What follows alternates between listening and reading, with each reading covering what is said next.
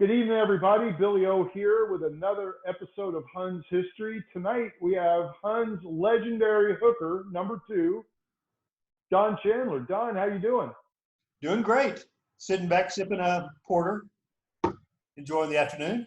As it should be.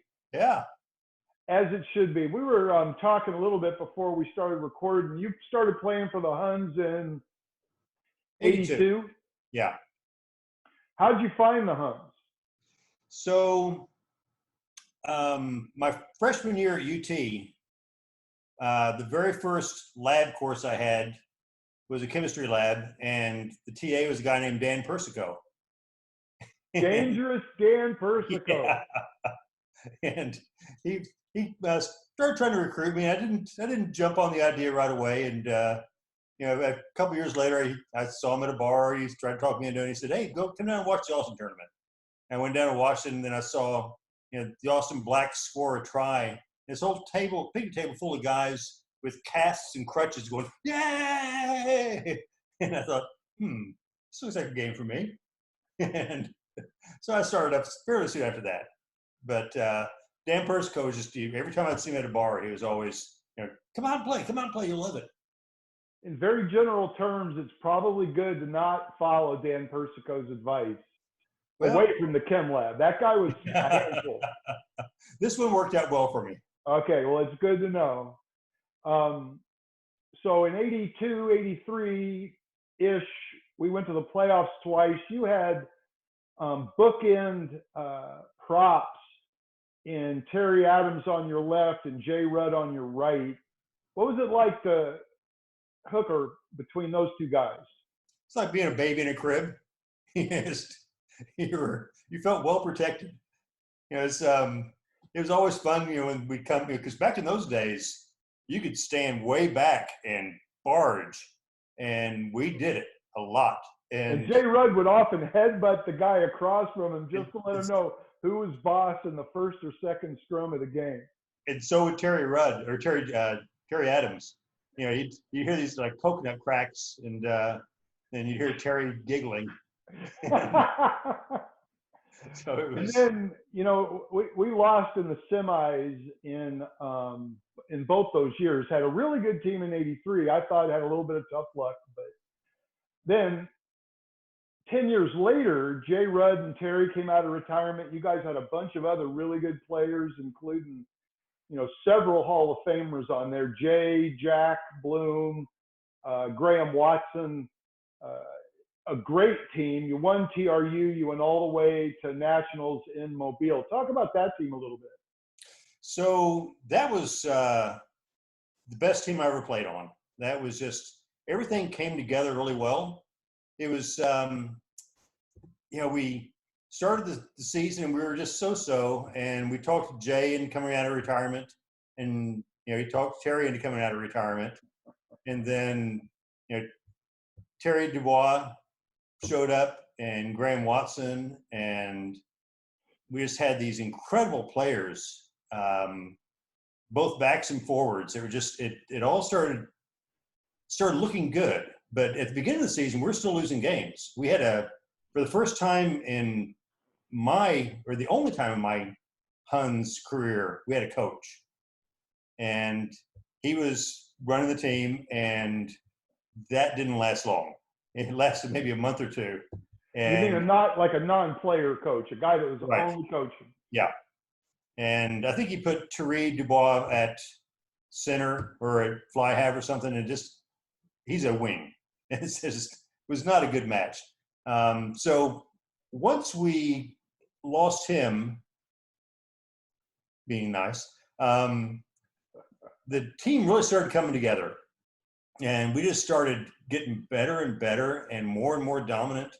And we went to TRUs, and we were pretty dominant there. Denton gave us a tough game, but we had a good, we didn't have too much problem. And then actually, I think though, Terry Adams may have won the game by driving over but he got the ball and hit a guy on the goal line, drove over him, and I think he separated his shoulder. if I'm recalling right. This now occurred to me. But he went on to play in Westerns, and we did very well there, and went to nationals. And we, in the first game, we played against Santa Rosa, and that was the best game I've ever been in my life.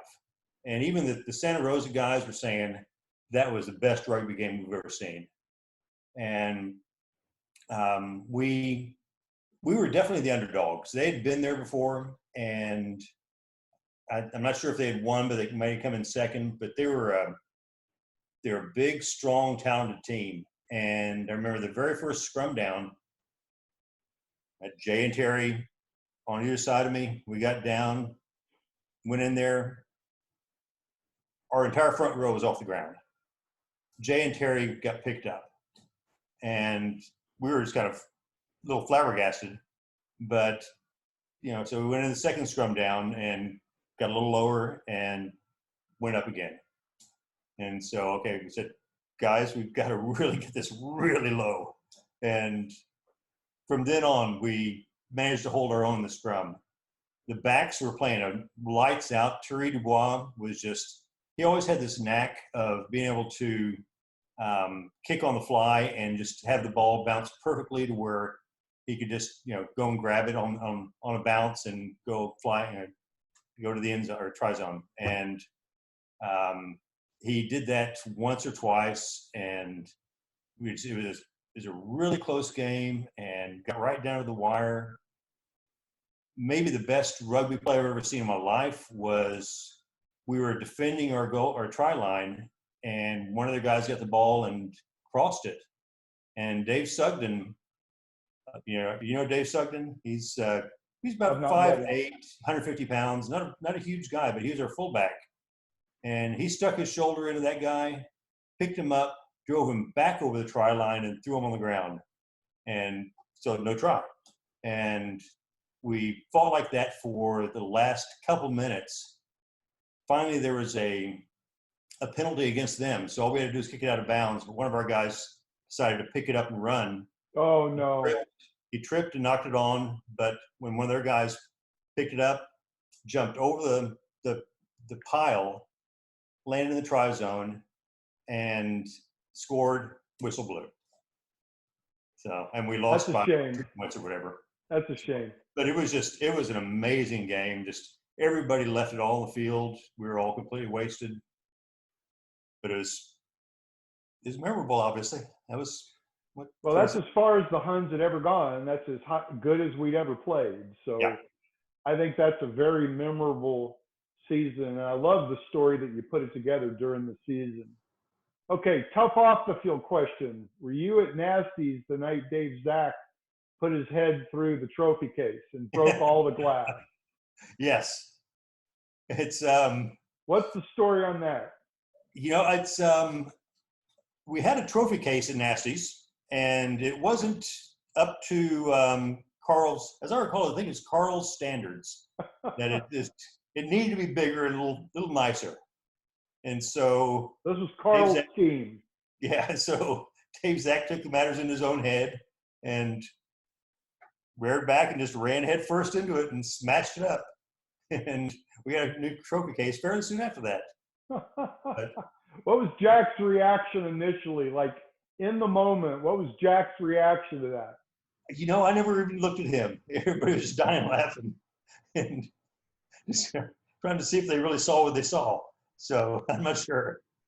Speaking of Jack, you just finished a run on the Huns, the initial Huns Hall of Fame committee with Jack, Poot, Pelton, you, Mike Martin was on there, unfortunately, until he passed.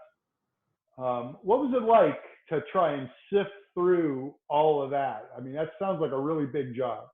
It was. There were so many great players. There are people that were exceptional for what they've done for the club. There are people that were exceptional for what they've done on the field.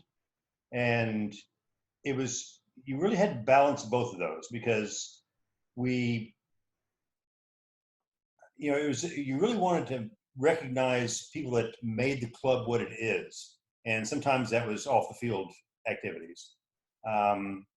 and there were a lot of nominees that we all thought were very good candidates, but it was a pretty, each one of us went through and ranked everybody, and the final results were pretty close to a good agreement. And so I think there's an obvious cutoff where we did cut it off in the number of points we assigned for each activity, and it worked out pretty well. I think we got a good number, and I think they're all just exceptionally good club members, and I think there are a lot more that deserve to be in there. I'm sure we'll see them in the future. We'll revisit that in the next cycle. David Pelton was on that committee too. I don't want to leave him out. It was fun to hear TJ. it was fun to hear all the speeches at the Hall of Fame banquet, and just, even though none of it was rehearsed, to hear all the similarities. What, in your mind, makes the Huns special? I played for the Huns for about 15 years, and then played for the Silverbacks for another 5 or 10, whatever it was. And during that time, for a short period, I went and played with the Houston club because I was living down in South Texas. And there was just a huge difference in the people in the club. The Houston team was, they're a great rugby team and nice enough guys, but there's something special about the Huns. And it's hard to define, but it's accepting. If you come out, you're one of us, and you can remain one of us as long as you want to. So I think there's something. Everybody on the team is just incredibly just great. It's really hard to describe, but there is something special about the Huns, that there is just such a camaraderie, and I think I've never been one to keep up with like high school friends and college friends, but all my best friends these days are guys I played with in the Huns, and that's been 25 years since I played. It is amazing. I can pick up the phone, and I did a few years ago when I hadn't been in touch in a while, and called some of the guys I played with, like Jerry Acuna or John Burns, and it's like it was just yesterday. You never miss a beat.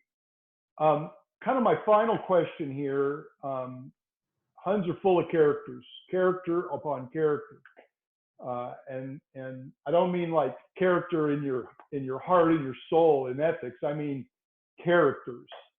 And you mentioned when we were talking before the recording, Poot, and Carl Dahlberg picked Poot. So it's interesting that he was a character. Talk to him about a little bit, and then name another great Huns character for some of these guys that don't know the old boys. So Poot came to the team probably late 80s, early 90s, and he came in flying with a cape. And Poot, you know what I mean? He is not a wallflower. He showed up, and he instantly became just he would institute all these things we did, nasties. If a good-looking girl walked in, he raised your hand. But I won't go into all the reasons for that. But he just is a special individual. From the days when I first started playing, we had Dan Persico, who is just a real character. He a great guy. He has no filter, and it makes him extremely funny. John Banks. Banks. I think he was the instigator. One time when we went to Shreveport, we were all in I don't know if we had a bus or an RV, but the entire team was on that. And we went in the night before. And so Friday evening, we got in Shreveport, and John thought we should walk into their rugby bar naked. And so we did. I remember watching John just going to walk up to the bar and order a beer. Everybody just stand watching him. John Banks is kind of missing in action the last few years. I've called him, I've texted him, other people have too.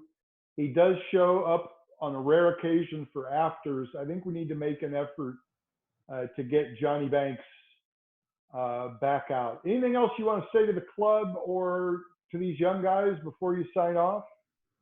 Well, I think for the young guys, you picked a great club. You're going to love it. Rugby gets in your blood, and it never leaves, I hope. And, once a Hun, always a Hun. So keep it up, guys. Amen, brother. And patronize our sponsors in this episode, Austin Beer Works. I do, except when I'm drinking my homebrew. I'm also telling the guys that are watching the video to patronize Austin Beer Works. Thanks for making time, Don. It was great talking to you. Hope Good to to see see you, you guys Bill. pitch soon. All right. Take care. Huns. Huns.